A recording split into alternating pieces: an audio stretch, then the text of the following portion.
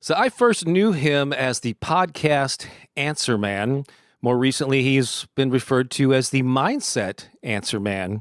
He describes himself as a business strategist and mindset coach. And right there on his website, it says, I can help you elevate your message, business, and life to new heights so that you can realize the life of your dreams and do the work you are most passionate about. So that sounds like a perfect guest. There he is. It's Cliff Ravenscraft. Hi, Cliff. Welcome to The Inspired Life. You have like a free video that you give away. It's like it's part of what somebody gets when they get on your email list. And you have some bullet points there. I know I don't want to give away the whole farm because you want people to get the video and sign up for it. But do you mind maybe just touching on some of the things? Because I think it's a big part of your message. Like one of the bullets here is discover why there always seems to be a gap between where you are and where you want to be. And this is a topic that I talk a lot about too. But do you mind just sharing like your thoughts on that? Because this is a challenge that many people have. Yeah, it's an incredibly simple thing to understand. And once you understand this, it will almost ultimately give you the tool for how to change your experience of life. So I guess the bullet point you're referring to says, why is there always a gap between what you want to experience in life and what you're currently experiencing? Right. And here's what I will tell you. It's a simple formula. I'm going to give you the simplest formula is this. What you're currently experiencing is what we call the results in life. So you're currently experiencing specific results in life. You'd like different results than what you currently have in some or multiple areas. But what you have right now are results. Now, so let's just say R equals results. So on the other side, the left-hand side, you have A. So A equals R. A stands for actions. Now, by the way, your decision to not do something is an action. All right? So actions equal results. You are where you are today in any given area of life because of the actions you have taken, including the things that you haven't done. Your ability to procrastinate on doing something or your decision to do something else other than what would get you different results. Here's the situation, though. Many people want to change their results, and they understand that to change the result, I have to take different actions. They understand this. And you know what they do? They go out and buy lots of books on habits. It's like, I know I have this habit of this action.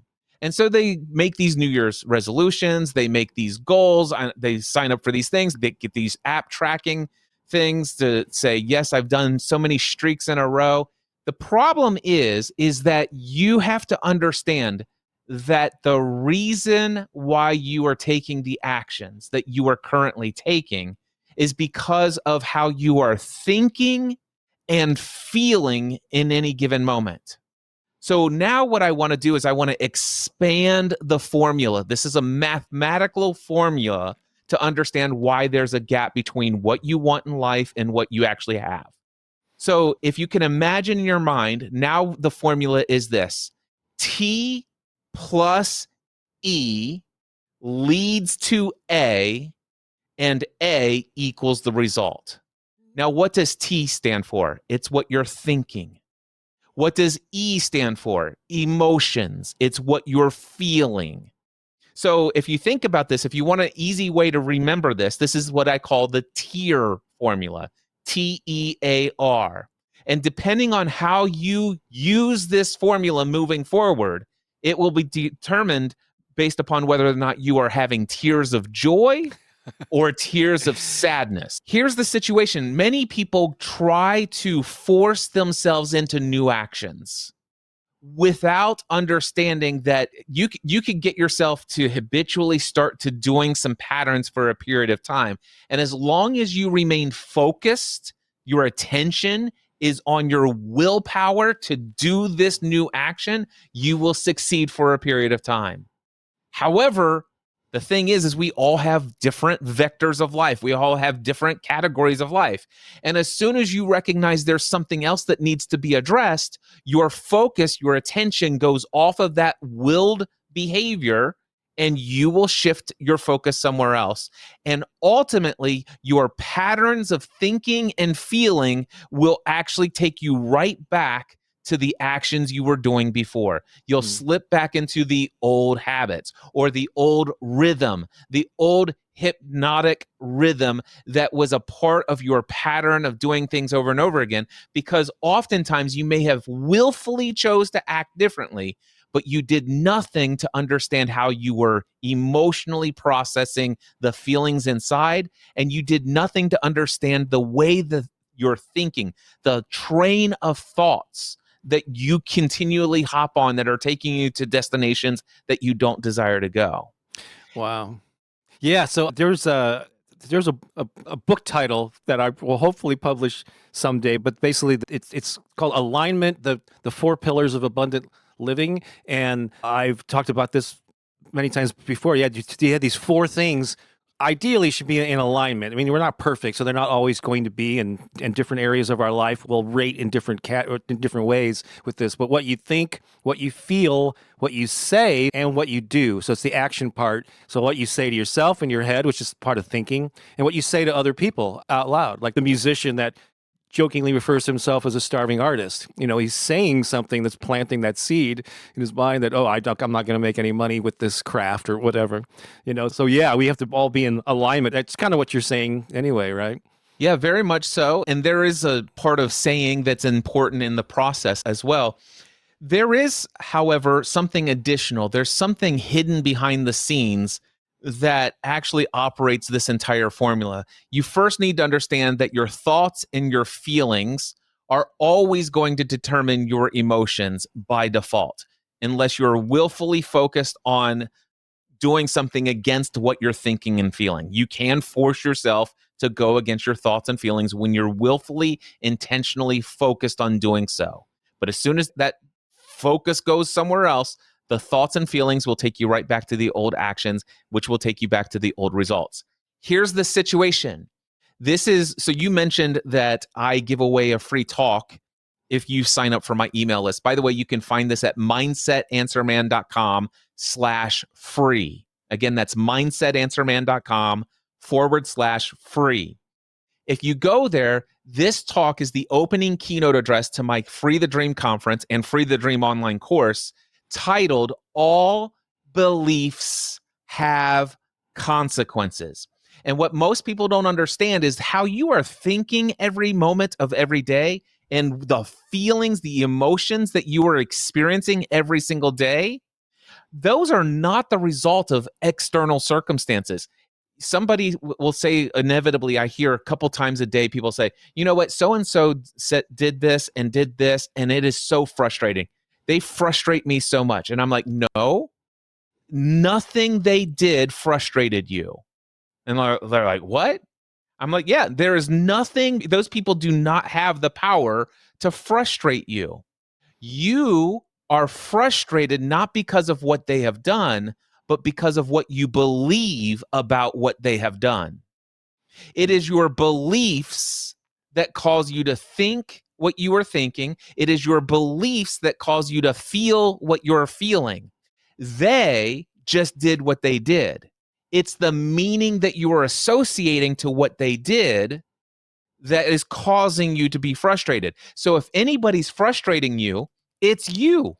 I'm frustrating me. Right. I'm frustrating me by holding on to the belief that I have, and this belief is causing me to think these thoughts, and it's causing me to feel these feelings, and that's called frustration. And in my frustration, I'm going to take this action, and the results that I'm going to get from these actions from the place of frustration are not going to be the desired results I want in life.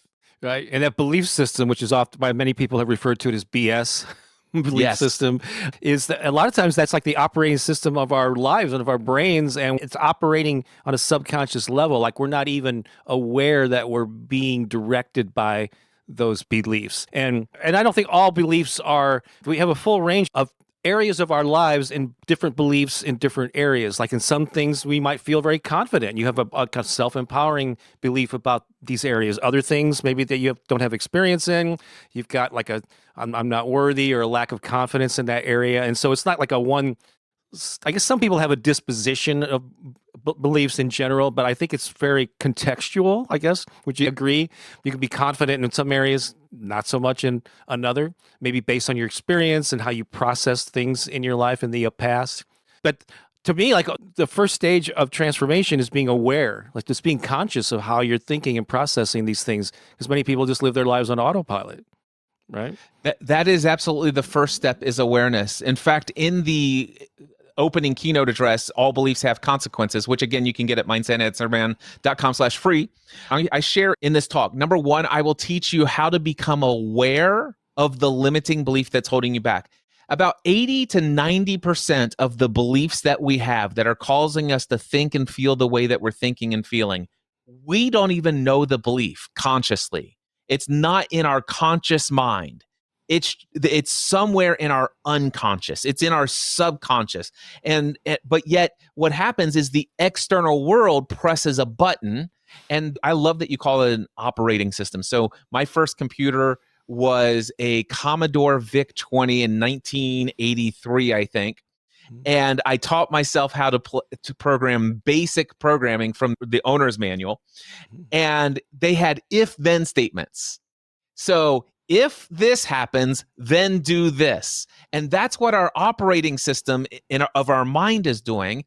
So we have all of these beliefs, which are stored lines of code, which are stored lines of programming of if-then statements. If so-and-so does this, then it means this. And if it means this, then think these thoughts. And if you're thinking these thoughts, then feel this emotion. And if you're thinking these thoughts and these emotions, process it in such a way that you will then take this action. This is how it all works. Mm-hmm. Wow, that's amazing. One other thing I was going to say earlier, and I love this train of thought that we're going down, but you talked about like the current circumstances of your life. And I equate this to like when you look up into the starlit night on a clear night, you're seeing the sky filled with stars, but actually the light that's hitting your eyes from those stars was emitted from them, many, many years, and some hundreds of thousands of years ago, depending on their distance. So when you look up into the night sky, you're actually looking into the past. And so I wrote this post and did this podcast years ago called Your Current Circumstances Are Old News, or Your Current Reality is Old News. So basically your current circumstances are the result of decisions you've made, thoughts you've experiences you've had in the past, all leading up to this point in your life. So you're kind of looking into the past. And so if you want a brighter future, part of that gap, it's like, what can I do now to plant new seeds, to create new thoughts, new behaviors and habits that will lead me to this vision that I have? And a lot of people get depressed. They don't like where they're at. But I always kind of remind them, if you created it, that puts you in a position of power. Now, you're not a victim here. You took an active part in where you are. You could also take an active part in a new future. How's that for a sermon?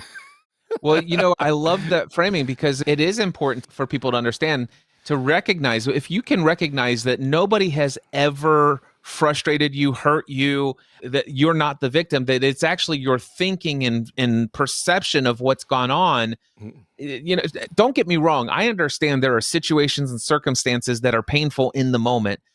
However, the thing is that most of those experiences are now, as you said, eons away.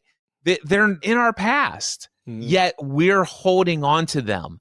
And not only are we holding on to them, but we're also not actually holding on to the actual experience that we experienced. We're holding on to a limited perception of what happened in the past.